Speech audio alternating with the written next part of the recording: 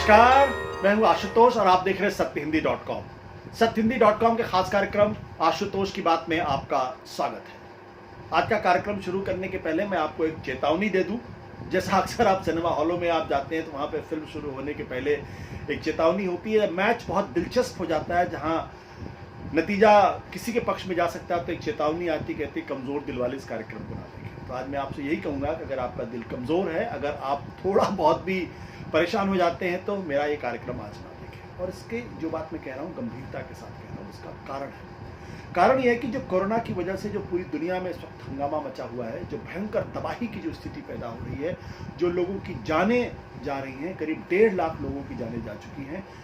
तो जान जा रही है, ये तो एक अलग तरीके का खतरा है। एक दूसरा खतरा इस दुनिया के ऊपर है, और वो है कि पूरी की पूरी दुनिया की अर्थव्यवस्था पूरी तरीके से चौपट हो सकती है। और अगर पूरी दुनिया की अर्थव्यवस्था अगर चौपट हो जाएगी तो कितने लोगों की जान जाएगी, कितनी बड़ी भुखमरी होगी, कितना अकाल होगा, कितने लोग बेरोजगार होंगे, कितने उद्योग धंधे बर्बाद हो जाएंगे और कितने देश दिवालिया हो जाएंगे, आप इसका सिर्फ अंदाजा लगा सकते हैं। क्यों ऐसा होने वाला है और वो आंकड़े क्या हैं, जो हैरतअंगेज आंकड़े हैं, जो आपको डराएंगे, उसके बारे में हम आपको जानकारी दूंगा। लेकिन उसके पहले सत्यहिंदी.com के दर्शकों से मैं गुजारिश करना चाहता हूं, उनका धन्यवाद भी देना चाहता हूं। गुजारिश सिर्फ इतनी सी है कि हमारा आपका रिश्ता पिछले दिनों बहुत मजबूत हुआ है। ईमानदार पत्रकारिता करने के लिए आपने जो हमें मदद की है, जो हमें जो सुझाव दिए हैं, हमारे साथ जो जुड़ाव रखा है, उसके लिए बहुत बहुत धन्यवाद आपको। ये जुड़ाव और मजबूत होना चाहिए, क्योंकि ईमानदार पत्रकारिता के लिए आपका जुड़ाव बहुत ज़रूरी है। कुछ नहीं करना है, इस वीडियो के अंत में एक डिस्क्रिप्शन होगा, उस डिस्क्रिप्शन पे जाएंगे तो आपको एक बटन मिलेगा, उसको क्लिक करेंगे, वहाँ आपको जानकारी मिलेगी। उसके आधार पर हमारा और आपका जुड़ाव और मजबूत हो सकता है। और अब वो जानकारी मैं आपको देने जा रहा हूँ, जिस जानकारी की वजह से मैंने कहा था कि अगर आप कमज़ोर दिल के हैं तो हमारा कार्यक्रम ना देखें। इस वक्त दुनिया के बारे में कहा जाता है, जब कोई अर्थव्यवस्था 1% अगर बढ़ती है या 2% अगर उसकी जीडीपी में ग्रोथ होता है, तो लोग कहते हैं कि अर्थव्यवस्था की स्थिति अच्छी नहीं है, उसका स्वास्थ्य खराब है। यहाँ तक कि 3% भी अगर होती तो भी लोग बहुत अच्छी बात ही नहीं करते, खासतौर पर अगर वो डेवलपिंग कंट्री है।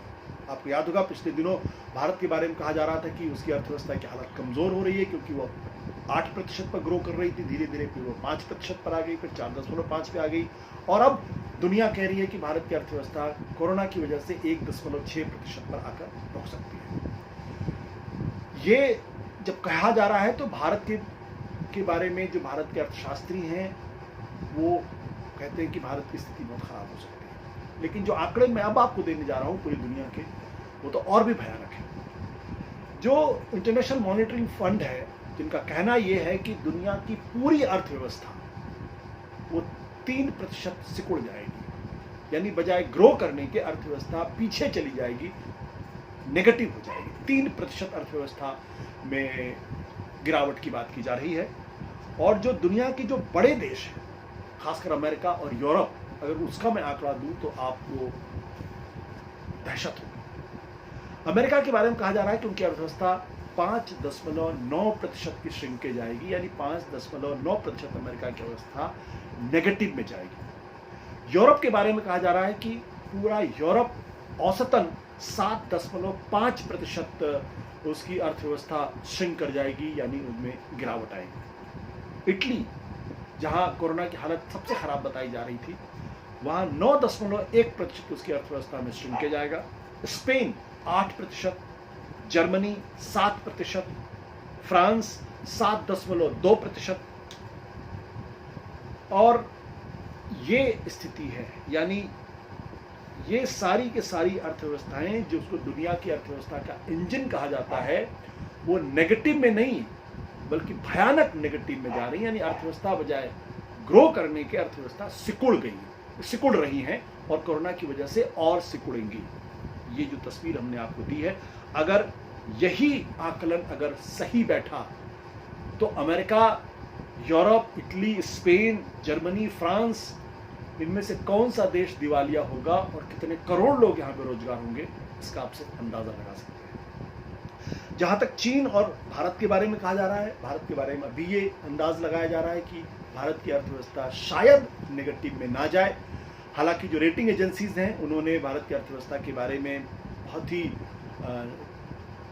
नेगेटिव तस्वीर की है कि जिस अर्थव्यवस्था के बारे में हम सोच रहे थे कि वो 8% ग्रो करेगी, मोदी जी कहते हैं कि 5 ट्रिलियन इकोनॉमी हम 2024 में हो जाएंगे, 2022 में हमारे किसानों की जो आय है वो दुगनी हो जाएगी।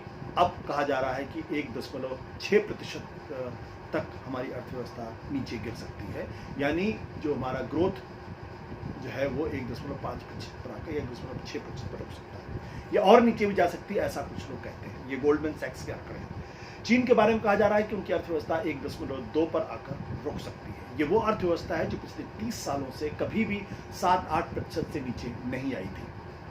चीन के बारे में जो अब ताज़ा तस्वीरें हमारे पास हैं वो पिछले क्वार्टर के बारे में कहा जा रहा है। जो पिछला क्वार्टर हुआ था उसमें चीन की अर्थव्यवस्था 6.8% श्रिंक कर गई थी, यानी गिरावट नेगेटिव में है 6.8। 1992 में चीन ने पहली बार दुनिया को जीडीपी के आंकड़े बताने शुरू किए थे। 1992 के बाद का पहला वाकया है जब चीन की अर्थव्यवस्था नेगेटिव में जाएगी, वो भी 1-2% नहीं बल्कि 6% से नीचे जाने की आशंका जताई जा रही है। आशंका 6.8% की नेगेटिव ग्रोथ दिखाई पड़ी है पिछले क्वार्टर के अंतर्गत। अमेरिका, और ये चीन का, अमेरिका के बारे में बताऊंगा, चीन के बारे में इसलिए क्योंकि चीन ने सबसे पहले कोरोना का संकट आया था। हुबेई जो प्रांत था जहाँ 6 करोड़ लोग रहते हैं, 2 महीने तक वहाँ लॉकडाउन था और अब जाके वहाँ पे लॉकडाउन हटा है। तो 2 महीने का जो असर है वो आप देख रहे हैं 6.8%। प्लस दुनिया के जो तमाम बड़े देश हैं जहाँ चीन अपने सामानों को एक्सपोर्ट करता है, वो सारे के सारे देश लॉकडाउन में पिछले 1.5 महीने से या 1 महीने से हैं, यानी उसका सामान बिक ही नहीं रहा है, जिसका सीधा असर उसकी अर्थव्यवस्था पे गया है और बुरी तरीके से अर्थव्यवस्था चौपट हुई है। हालांकि ये भी कहा जा रहा है कि शायद यह सबसे खराब समय हो चीन के लिए, इससे वो बेहतर हो सकती है। इसीलिए ये भविष्यवाणी की जा रही है कि पूरे 1 साल के अंदर 1.2% उसकी ग्रोथ रेट हो सकती है। अमेरिका, जो पूरी दुनिया इस वक्त कोरोना में जो सबसे ज़्यादा भयंकर हालत जिस देश की है उसका नाम है अमेरिका। उसको समझ ही में नहीं आ रहा कि क्या करें और क्या ना करें। डोनाल्ड ट्रंप की वजह से ना तो वहाँ पे कोई एक नीति बनी है, ना ही उससे लड़ने की कोई हिम्मत दिखाई जा रही है, और वहाँ के राज्य और सेंट्रल गवर्नमेंट के बीच में झगड़े चल रहे हैं। और हालत ये हो गई है कि कुछ राज्यों के अंदर लोग सड़कों पर उतर आए हैं और वो कह रहे हैं कि लॉकडाउन का विरोध करते हैं, और उनको समर्थन मिल रहा है अमेरिका के राष्ट्रपति का। और अमेरिका के राष्ट्रपति बहुत ही बेवकूफ़ी भरा ट्वीट करते हुए दिखाई पड़ रहे हैं। वो कह रहे हैं जो लोग सड़कों पे आके प्रदर्शन कर रहे हैं, मिशिगन में प्रदर्शन कर रहे हैं, वर्जीनिया में कर रहे हैं, मिनेसोटा में कर रहे हैं, और वो कह रहे हैं कि लॉकडाउन हटाइए, हमारी अर्थव्यवस्था चौपट हो रही है, हमें रोजगार चाहिए, हमें अपने इंडस्ट्री, अपने कारखाने चलते हुए चलने चाहिए। तो अमेरिका के राष्ट्रपति ने कहा liberate Minnesota, liberate Michigan, liberate Virginia. मतलब वो कह रहे हैं कि लॉकडाउन का कोई मतलब नहीं है, अब यहाँ पे लॉकडाउन हटना चाहिए। उस अमेरिका के अंदर पिछले 1 महीने में 2.20 करोड़ लोग बेरोजगार हुए हैं। ये आंकड़े हैं अमेरिका के। कैसे इसका अंदाजा लगा कि 2.20 करोड़ लोगों ने वहां पे अनएम्प्लॉयमेंट बेनिफिट सरकार से क्लेम किया। अमेरिका में जब कोई बेरोजगार होता है तो सरकार से क्लेम करता है कि मैं बेरोजगार हो गया हूं, मुझे कृपया सरकार मेरी मदद करे। तो 2 करोड़ यानी 22 मिलियन लोग जो है उन्होंने अनएम्प्लॉयमेंट बेनिफिट अमेरिका की सरकार से मांगी है, जिसके आधार पर अंदाजा लगाया जा रहा है। इसका मतलब क्या हुआ कि जो लेबर फोर्स है उस लेबर फोर्स में 13% की गिरावट आई है। 13% लेबर फोर्स कम हुई है।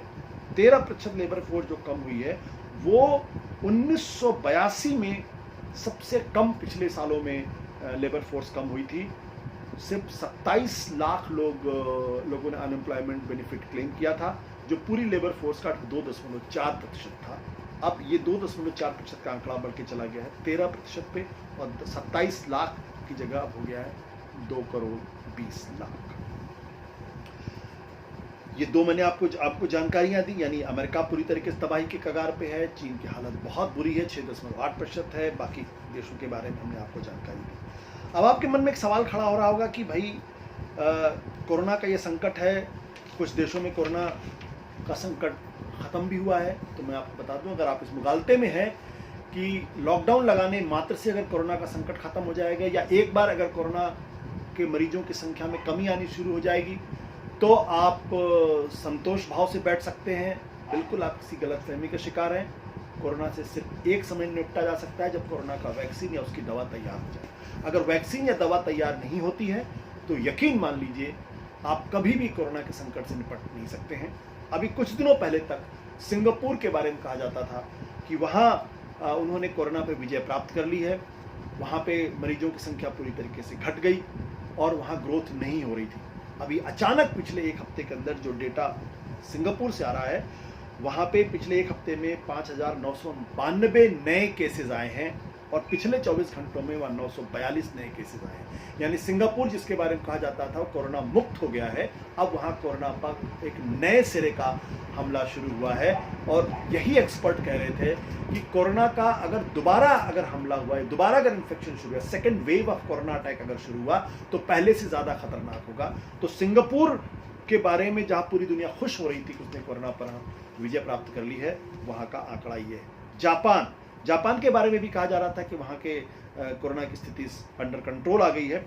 वहाँ पर भी पिछले 24 घंटों के अंदर 556 नए मामले आए हैं। और जो सबसे भयानक स्थिति हो रही है वो है अफ्रीका की स्थिति है। अफ्रीका के बारे में कहा जा रहा था कि वहाँ कोरोना नहीं पहुँचा है। अब अफ्रीका के 54 में से 52 देशों के अंदर कोरोना का संकट मौजूद हो गया है। वहाँ 1000 लोगों की मृत्यु की जानकारी मिल रही है। और सबसे भयानक स्थिति ये है कि न्यूयॉर्क टाइम्स की रिपोर्ट ये कहती है कि 10 अफ्रीका के देशों में एक भी वेंटिलेटर नहीं है। अब आप सोचिए, अगर ये अफ्रीका में अगर कोरोना फैला बुरी तरीके से और जहाँ वेंटिलेटर नहीं है, जहाँ पे कोई सुविधाएं नहीं है, तो कितने लोगों की मौत होगी और अर्थव्यवस्था कितनी बुरी तरीके से दबाव चौपट होगी, इसका आप सिर्फ अंदाज़ा ही लगा सकते हैं। सारी दुनिया के अंत में आपको बताऊं कि पूरी दुनिया, हर देश अपने यहाँ इकोनॉमिक पैकेज दे रहा है। भारत ने भी इकोनॉमिक पैकेज दिया, करीब 1,70,000 करोड़ का पैकेज दिया ताकि अर्थव्यवस्था बेहतर हो। अमेरिका ने तकरीबन 2 से $2.5 ट्रिलियन का इकोनॉमिक पैकेज दिया है ताकि देश की अर्थव्यवस्था बेहतर हो, बेरोजगारी पे संकट पाया जाए, उसका जो उद्योग धंधे चौपट हो रहे हैं उनको उनमें नई जान फूंकी जाए। सारे देशों का अगर हम इकोनॉमिक पैकेज को मिला लें तो $8 ट्रिलियन का पैकेज दिया गया है। $8 ट्रिलियन पैसा सरकारों ने अर्थव्यवस्था में जान फूंकने के लिए डाला है। $8 ट्रिलियन यानी भारत की का टोटल जो इकोनॉमिक साइज है उसका तकरीबन 3.5 गुना। लेकिन IMF कहता है कि ये $8 ट्रिलियन ये काफ़ी नहीं है, पर्याप्त नहीं है। यानी $8 ट्रिलियन भी पूरी दुनिया की अर्थव्यवस्था में नई जान नहीं फेंक सकता है। और अंत में सिर्फ यही कहूँगा, जो BMO कैपिटल मार्केट की जो चीफ इकोनॉमिक एडवाइज़र हैं जिनका नाम है जेनिफर ली, उन्होंने कहा है I have never seen anything like this, कि हमने अपनी पूरी ज़िंदगी में ऐसा कोई संकट इतना बड़ा नहीं देखा है। और फिर वो आगे कहती हैं कि देखना तो पड़ेगा। तो ये हमको और आपको मेंटली इसके लिए प्रिपेयर होना पड़ेगा। भारत के ऊपर तो संकट है ही, लेकिन ये पूरी दुनिया का संकट है। और जो आंकड़े हमने आपको दिए हैं, अगर यही आंकड़े जो है वो इनमें सुधार नहीं हुआ तो आप समझ सकते हैं कितने करोड़ लोग बेरोजगार होंगे, भूखमरी होगी, अकाल पड़ेगा, उद्योग धंधे चौपट होंगे और सोशल क्राइसिस होगी। आप सब अंदाजा लगा सकते हैं। नमस्कार, धन्यवाद, शुक्रिया। सत्य हिंदी के और वीडियोस को देखने के लिए हमारे YouTube चैनल को सब्सक्राइब करें और सीधे नोटिफिकेशन पाने के लिए बेल आइकन दबाएं।